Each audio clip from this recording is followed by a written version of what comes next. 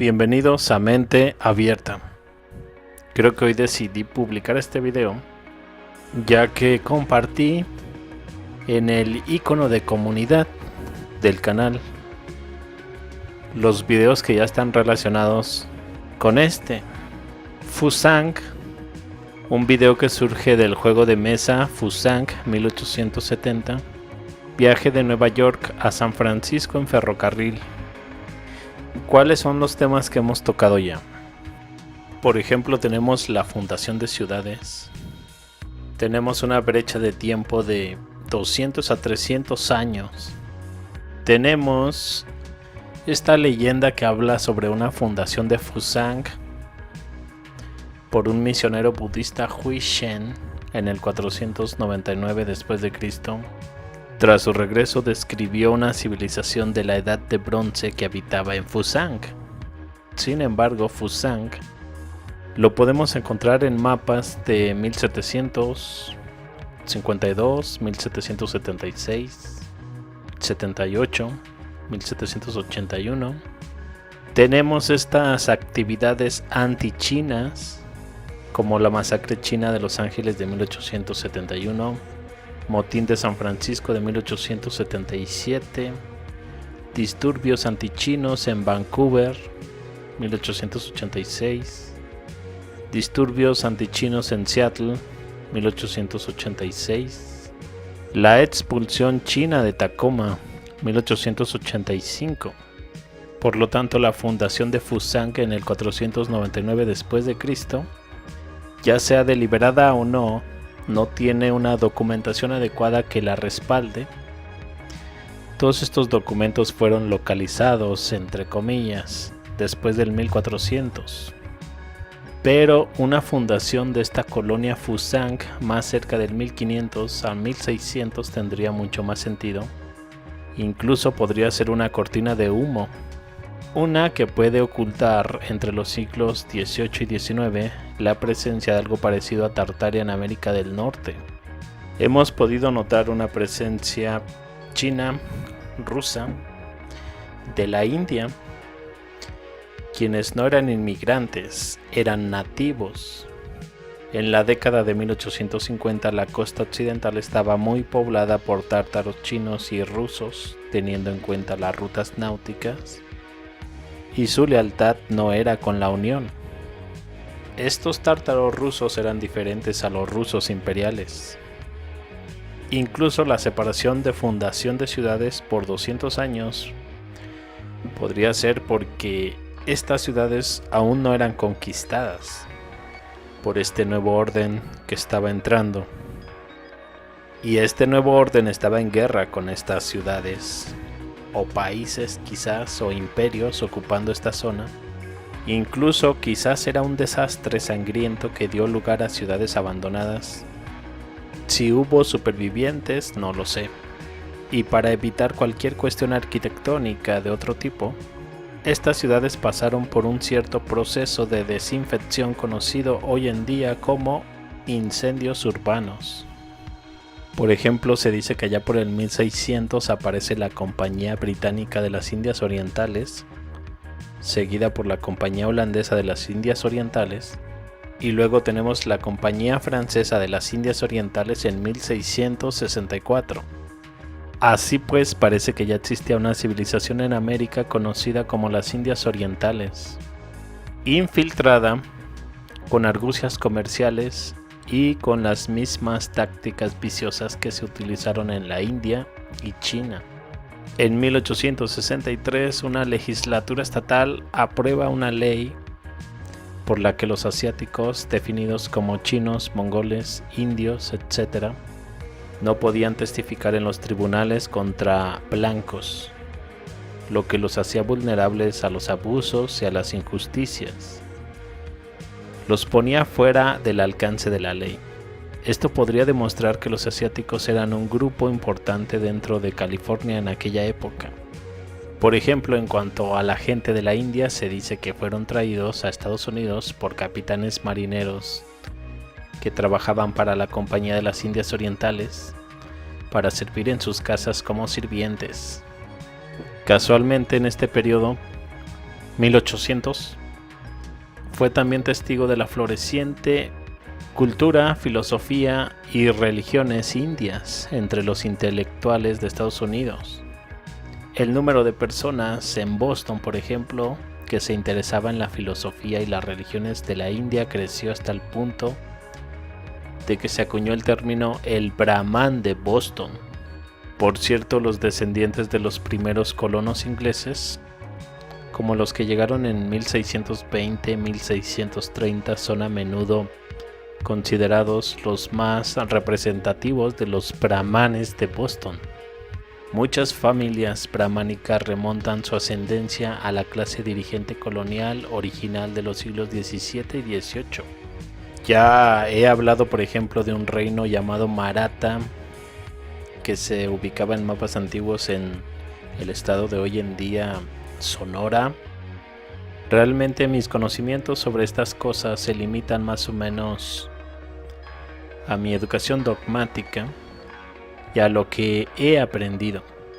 Ojalá pudiéramos conseguir a más gente que se dedicara a estos descubrimientos reales. Nada de esto llega a los libros de Texto y así lo olvidamos. Olvidamos que quizás había una capital rusa en la costa oeste, antes de la fiebre del oro. Hubo universidad en la Ciudad de México antes de Shakespeare. Olvidamos que justo que cuando cayó el Imperio Romano, los misioneros chinos predicaban a los mexicanos pre-aztecas, si nos basamos en la cronología oficial.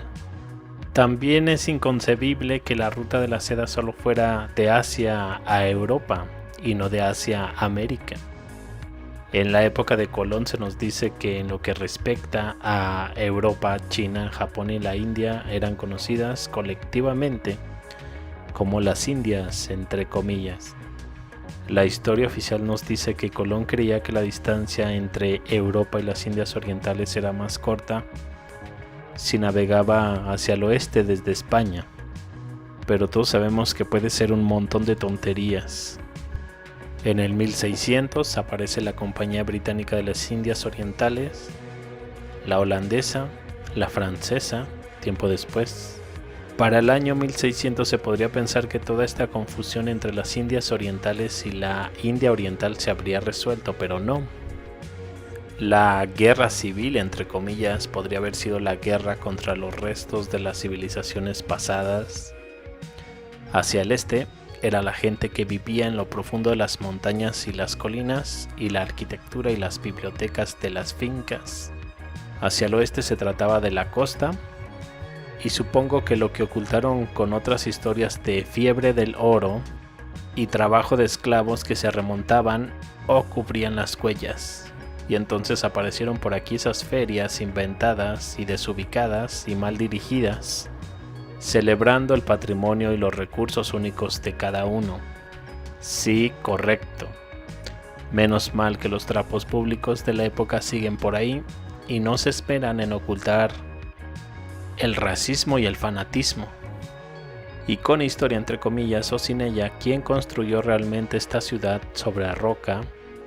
La siguiente fuente habla de que, basándose en pruebas de japoneses y moscovitas, América y Asia fueron en su momento un solo continente, pero se separaron por un terremoto. La fuente viene de 1761. La imagen del juego de mesa muestra algunas pagodas en San Francisco. Por ejemplo, China tiene un montón de pagodas. Me pregunto si habría alguna en la costa del Pacífico. Solo sé que hubo unas cuantas supuestamente construidas para la Expo de 1915, pero solo conocemos la versión oficial allí. Se supone que fue expuesta por el gobierno chino. Sin embargo, parece más bien una réplica. Pero esta otra tiene un aspecto más natural. Esta es la pagoda china de la zona de la Exposición Internacional de Panamá Pacífico de 1915. De pronto me interesé por nuestro personaje John Dee. Pensé que quizás tuvo algún papel en la formación de esta compañía inglesa de la India durante el reinado de Isabel.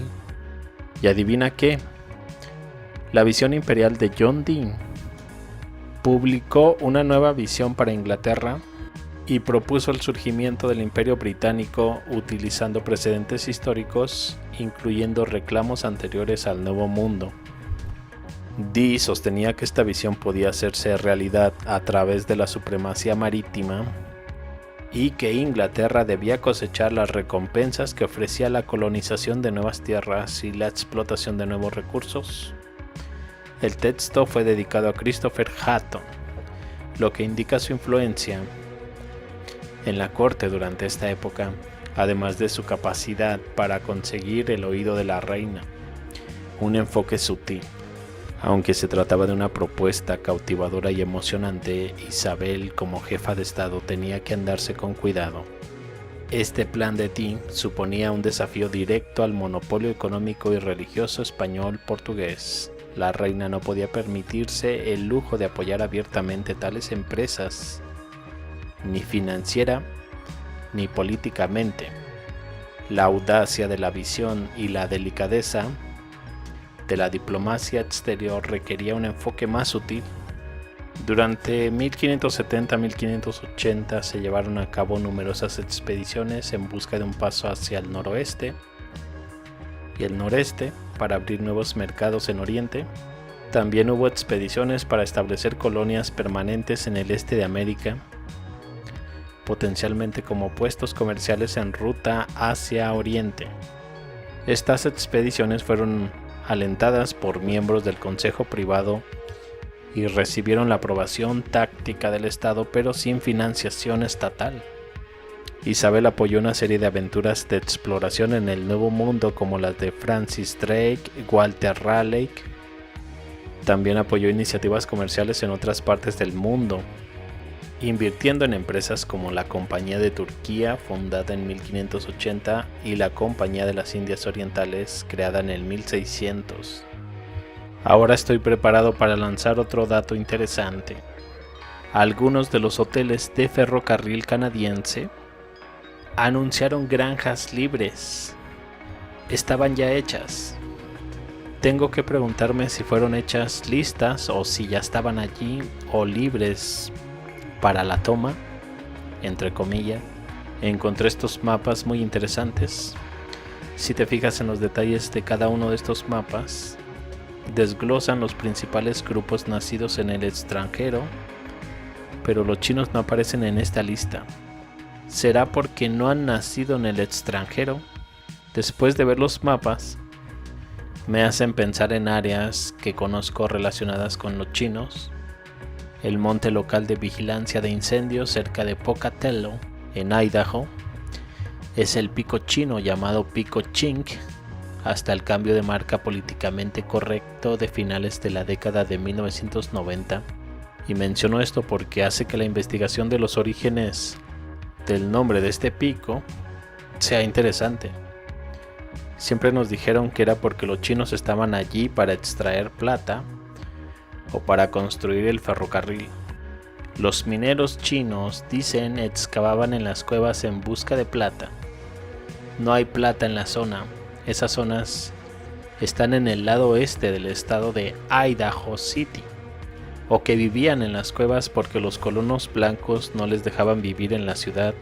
Otros dicen que estaban durmiendo en la mina, que se produjo un incendio forestal o que luego fue provocado por los lugareños. En ambas historias todos mueren. Entiendo lo que están tratando de hacer. San Francisco ha usurpado a Sacramento en 1870 utilizando la construcción del puerto de Sacramento y el nombre de San Francisco. Hace que Sacramento parezca inferior a San Francisco, especialmente porque Nueva York es la ciudad número 1 de Estados Unidos, lo que coloca a San Francisco como la ciudad heredera o número 2. A pesar de que solo haya pruebas circunstanciales de ello, estoy convencido de que hubo presencia o asentamientos chinos y rusos en la costa occidental de las dos partes de América. Es obvio. Tal vez fueron allí después de los viajes de 1434 del almirante Sheng, o fueron llevados allí por la Gran Flota. No lo sé, pero siento que estaban allí. Y no estaban solos.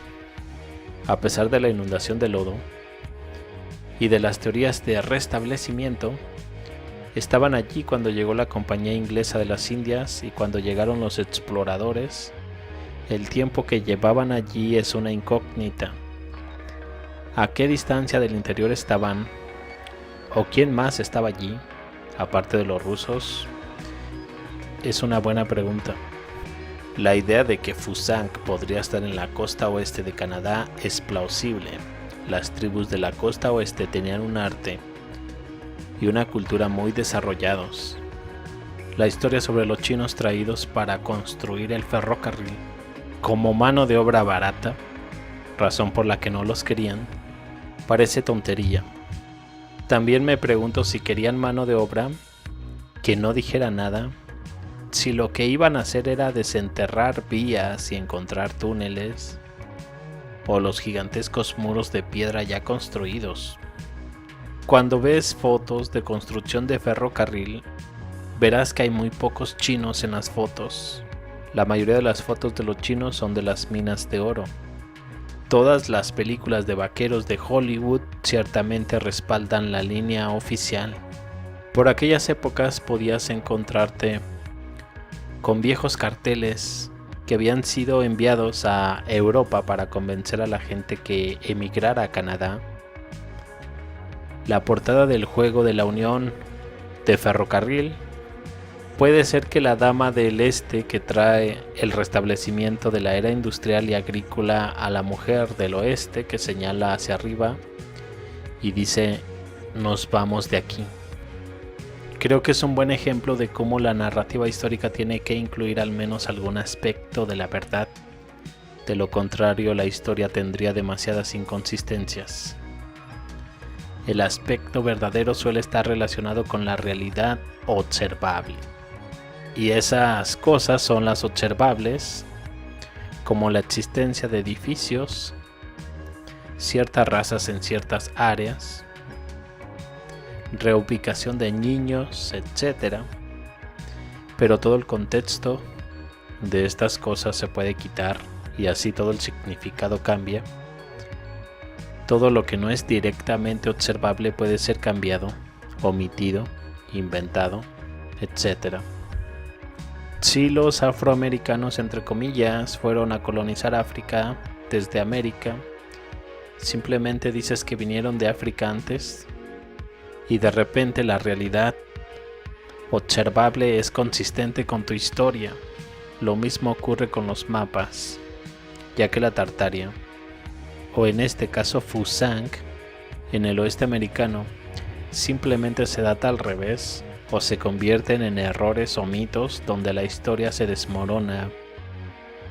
Es cuando empieza a aparecer un patrón después de examinar el material histórico disponible más cerca.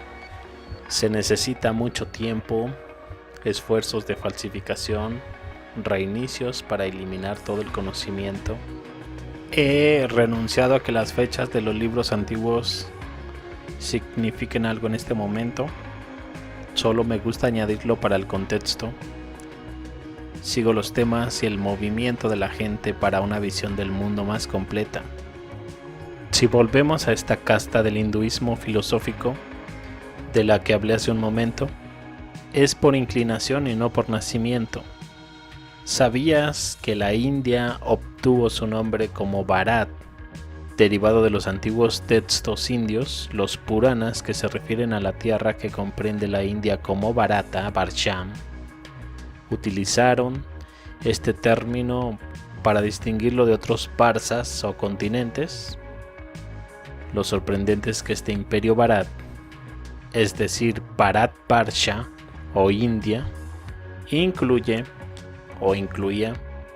la India, la actual Pakistán, Afganistán, China, Irán, Tayikistán, Uzbekistán, Kirguistán, Rusia, Turkmenistán, el noroeste del Tíbet, Nepal y Bangladesh.